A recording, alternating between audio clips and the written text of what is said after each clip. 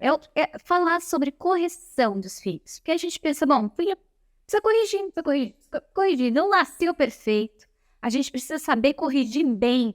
Para saber corrigir bem, a gente vai aqui falar de algumas dicas, porque pode acontecer um dia a gente tá lá na missa, na igreja e tal, a criança gritou. Você pega, ele grita, falou, combinou, ele não fez. Tem uma coisa para estudar, de repente a criança pegou o videogame na hora que não era para pegar. Aconteceu isso aí com vocês ou não? Olá, eu sou a Cissa Kloster e esse aqui comigo é o meu pai. Sou Ney Kloster. Nós ajudamos pais e mães a melhorarem a autoridade em casa e a formarem filhos com caráter Como podemos melhorar a autoridade dos pais? a partir de pequenos projetos familiares. E agora eu te convido a acompanhar esse vídeo que trata de um tema super importante para o desenvolvimento da sua família. Bom dia para mais um nosso Klostercast. Estamos aqui, eu, Cissa Kloster, e meu ilustríssimo pai. Ney Kloster. Vamos falar hoje nesse podcast para quem quer saber de família feliz, lares luminosos e alegres e uma rotina mais acertada aí para sua família. E o tema de hoje é um tema importante, já não é, pai? Tema essencial. É falar sobre correção dos filhos. Porque a gente pensa, bom, filho precisa corrigir. Não nasceu perfeito. A gente precisa saber corrigir bem. Para saber corrigir bem, a gente vai aqui falar de algumas dicas, porque pode acontecer um dia a gente tá lá na missa, na igreja e tal, a criança gritou. Você pega, ele grita, falou, combinou, ele não fez. Tem uma coisa para estudar, de repente a criança pegou o videogame na hora que não era para pegar. Aconteceu isso aí com vocês ou não? Às vezes acontece, né, pai? Acontece várias vezes. A gente vê isso conosco e vê com os amigos da gente. Às vezes tem lá o combinado de não pedir para sair na casa do amiguinho, na frente do pai do amiguinho, pondo pressão ali, já tinha os combinados. E a gente precisa saber como agir. Então, nesse vídeo de hoje, a gente vai falar um pouquinho sobre as estratégias de como corrigir bem. O que o pai tem que ter claro, a mãe tem que ter claro na hora da correção, certo? Quem vai acompanhar a gente, já pega sua caneta, anota. Esse vídeo são minutos preciosos que a gente vai falar aqui para vocês. Mas vamos pro vídeo, vamos pro foco. Como fazer para corrigir os filhos de forma assertiva? Tem algum tripé, tem alguma dica nisso? Uma dica, gente, tripé tem um monte aqui. Tripé é o que mais tem aqui. Vamos falar de tripé. Tripé nos ajuda, a gente pensa assim. CTC. 3 Cs. Quem concentra aqui, olha, eu preciso ser claro. Não adianta eu exigir uma coisa que a criança nunca sabe, não espera que eu tô corrigindo aquilo, certo? Se eu falo para o filho, olha, eu espero que você chegue em casa e a louça esteja, quando eu chegar em casa, eu quero essa louça limpa. Era isso que a gente combinava, não era, pai? Exatamente. É o processo de comunicação, a clareza na comunicação. E a exigência vai estar ali nessa comunicação, então a clareza está dentro das prioridades da família, o que se espera, o que não se espera, por que se espera aquilo, está dentro da clareza. E não achar que os filhos vão nascer sabendo, não achar que os filhos vão ser perfeitos. Você tinha filhos perfeitos, pai? Não, a gente está tentando fazê-los perfeitos. Essa é a função do pai, né? O pai, ele nasceu, ele entrou dentro da família para buscar a perfeição. Deus criou os filhos perfeitos. Mas a gente tem que dar uma Agora a gente lapidada. tem que ir lá lapidar. E essa lapidada é bom para ele e é bom para a gente também, né? Então, Perfeito. primeira coisa, clareza. Não dá para exigir aquilo que a gente não comunicou antes. Segunda coisa... Esse é o ponto importante, né? Assim, muito importante. Anota aí. Carinho. Não dá pra gente encher a criança de pedido, solicitação, exigência, falar, tem isso, uma rotina intensa, se a gente não mostra que por trás daquela correção tem um carinho. E eu vejo que esse carinho tá embutido também a confiança. Não é, pai? Eu até digo aqui, né, para as pessoas, falam, olha, qual que é a marca da família de vocês? Eu penso, tem muita confiança. Sabe que a gente está sendo exigida por amor, a gente sabe que aquilo nos edifica, por mais que não seja fácil. Que a gente sabe que, olha, filho, não era para ter feito isso, né? Eu confiei em você, pedi isso para você, a gente tem que exigir, tem que mostrar esse carinho, mas também não pode ser o pai banana, assim, né, pai? Não. Ele tem que mostrar que a gente está corrigindo por amor. Eu estou corrigindo você não porque aquilo me incomoda, porque aquela ação me tira do eixo. Que os filhos gostam muito de fazer isso, né? Você está corrigindo porque você está nervoso, pai. Fala isso. O pai tá... O pai tá nervoso, o pai tá brigando com a gente. Então, como a gente tirar essa impressão dos filhos? É colocando deixando muito claro que a gente corrige por carinho. Porque eu gosto de você que eu tô corrigindo, não porque eu tô nervoso. Por isso que uma coisa que você falava também, agir de cabeça fria. Assim, tem momentos em que a gente corrige ali no calor da emoção, mas a gente percebe, né? Você mesmo comenta muitas vezes, né? Puxa, no começo eu exigi ali, eu percebi com o passar do tempo que quando a gente corrige com um tom mais ameno, com o olhar sereno ali, olho no olho. Eu até outro dia a gente fez uma live com a Ana Clara, né? Muito querida, ela falava, olha, outro dia eu vi que eu ia perder a paciência, e a hora que eu vi que aquela situação me desconcertava ali, eu não queria que minha filha me visse insegura, então eu dei os passos para trás, fui até a janela, respirei fundo e penso, o que eu vou falar para ela? Que tom eu vou falar para ela? Porque se eu tenho uma criança de 3 anos, que eu começo a falar, filha, como é que você pegou isso agora? Não é pra corrigir, não é pra cortar isso agora, olha a sujeira que você fez. A gente vai deixar a criança desnorteada, vai agitar antes de dormir, já era hora de dormir. Então também saber, né, ter esse bom senso para dizer, olha, eu vou corrigir num tom ameno, num tom respeitoso. Vou dizer, olha, agora já é hora de dormir, a gente vai ter que recolher essa bagunça aqui, você sujou, você fez, a gente vai, vamos fazer isso aqui, vamos limpar essa bagunça. Mas não dá para deixar imune, não dá para deixar lá, poxa, coitada, né?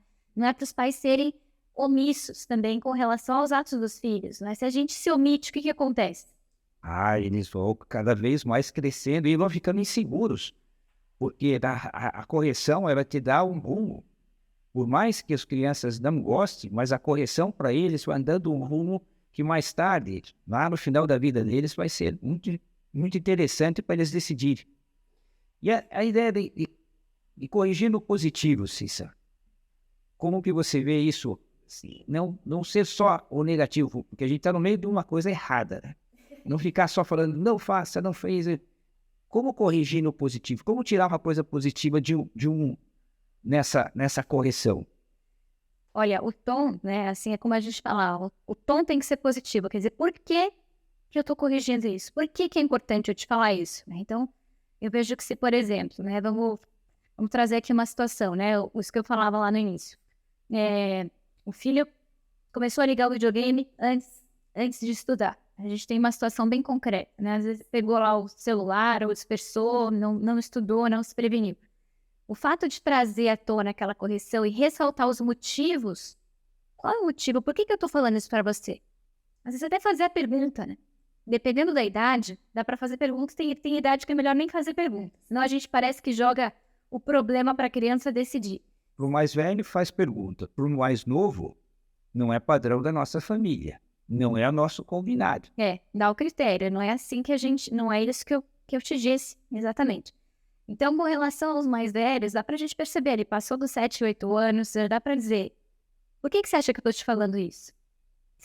Você acha que isso vai... Quando eu falo isso, não é para o teu bem? Eu não estou te falando isso porque eu te amo, você percebe? Então, eu não posso deixar passar. Porque eu te amo, eu não vou deixar passar, não é isso? Exatamente. E quando acontece, por exemplo, uma situação mais complicada, você percebe que a filha pegou um negócio que não era para fazer, pegou lá, sei lá, mexeu nos cremes da mãe, mexeu lá na maquiagem, que a mãe falou, olha, eu falei que não era para mexer isso. Não é para você mexer isso aqui, é para uma situação especial. Não, a gente precisa trazer com muita positividade, quer dizer, o fato, quem ama obedece, né? O fato de você não mexer, corresponder ao que eu pedi, é uma prova de amor também. Dizer que sim, eu não gostei do fato, mas eu gosto de você. E por isso eu quero que esse fato não se repita, para o seu próprio bem e para que o nosso combinado flua bem. Então, separar essas coisas é bem importante, né? Perfeito. A gente falou que o primeiro é a clareza. O segundo, nós estamos falando do carinho, né, que é trabalho positivo. Mas você falou no começo que era um critério. 3 pontos.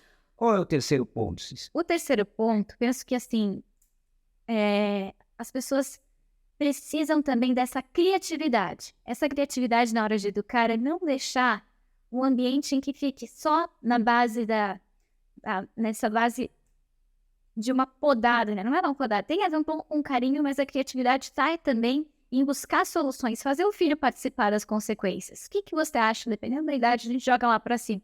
O que você acha que merece, que consequência, fazê-los participar? Que tipo de castigo seria proporcional a isso que você fez? O que você faria?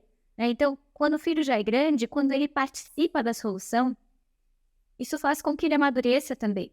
E ele se comprometa mais. Então, essa criatividade em fazer as perguntas certas, em se envolver, né? E perceber também que tem ocasiões, essa criatividade está também nessa flexibilidade de perceber se a criança está cansada, com fome, com sono, é hora de ficar dando sermão, explicar muita coisa, fazer pergunta? Não. Essa é a hora, a gente tem que usar a criatividade. Não adianta você negociar nessa hora, porque é uma hora de estresse. Não se educa no estresse, né, Cícera? Exato. A gente tem que ter um ambiente correto para fazer a correção correta, para que ele entenda onde a gente quer chegar e como a gente quer ajudar a ser uma pessoa melhor. Sim, então a gente foi trazendo aqui elementos relacionados a esses 3 T's. O C A clareza da clareza, o C do carinho e o C da criatividade. Tudo isso porque a gente agora vamos trazer para os nossos casos concretos ali. Eu tô com uma criança que está sacoteando ali na hora da igreja, um negócio que eu falo, bom, meu Deus, vou pegar, o senhor estava comentando esse caso, né? Vou pegar, a criança grita. Esse momento em que a gente precisa negociar de uma forma rápida, criativa, clara, o que eu faço nesse momento, assim, quando a criança está ali diante de uma circunstância em que ela quer agir diferente do combinado? Ela quer subir no altar, você quer retirar ela e ela começa a gritar. E que situação você faz? Como você corrige uma situação dessa? Se é uma criança pequena, você tem que fazer ela mudar de foco. Ela está sendo atraída. Então, uma coisa importante para usar a criatividade é você ver pelo foco da criança, pelo olhar da criança, e tentar tirar o foco dela e jogar para um lugar onde você consiga levá-la para ficar mais fácil da correção, e depois dizer, olha, como todo mundo está sentado, nós também temos que estar sentado. E assim, aos poucos, ela vai entendendo. Mas é uma situação difícil. Acho que vários de vocês já viram alguém passar ou já passaram. Eu já passei por situações dessas. Já passou, pai? Já. Já passei por umas situações bem estranhas assim, né? E tem que ter atitude, né? Então não dá pra gente negligenciar, passar, fingir que não viu. Tem que dizer, às vezes tem que esperar o momento certo, falar depois, pegar na hora, sair um pouquinho, levar ela pra fora, olha, isso não é pra fazer. E ser pai faz parte, né? Os filhos não vêm perfeitos, né? Não vem perfeito. Pede isso aí. E a ideia, Cícera, se a gente não corrige, se tá difícil, eu podia deixar passar, podia ficar quietinho, né? E não corrigir. O que gera tanto o não corrigir? O senhor mesmo deu a resposta agora há pouco, quando o senhor falou da segurança. A gente vê adultos inseguros, ansiosos, quando eles percebem que não há uma clareza de prioridades, de atitudes, né, de direcionamento por parte dos pais. Então, por mais que a gente queira agradar dando o que eles pedem, queira agradar fazendo o que eles solicitam, ali a gente cultiva crianças que são imaturas, porque elas não sabem negar a si mesma em algum momento, né? Precisa passar pelo não. O sofrer edifica, né? E não é um sofrer à toa, é um sofrer que me ajuda a direcionar, tem um motivo. Então eu não vou ter isso agora. Ah, mas ela, coitada, tá no mercado, tá implorando para pegar ali uma Fini, pegar umas balinhas. Vou dizer não. Não, porque a gente tem outras prioridades agora e isso não é necessidade básica. A gente não vai levar isso para casa, essa Fini vai voltar para a prateleira, devolve lá. Então a criança vai chorar, mas é importante que ela ouça esse não, porque isso amadurece. A gente tem que pensar sempre a longo prazo. Precisamos de pessoas maduras que entendem o motivo de saber dizer não para si mesmas, de conduzir a vida por esse eixo, né?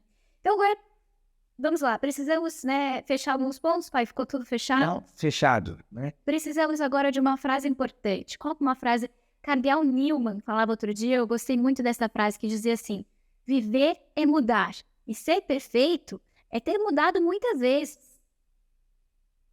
Então, se a gente está disposto a ser uma pessoa melhor, né? Ele fala ser perfeito, a ser santo, a ser...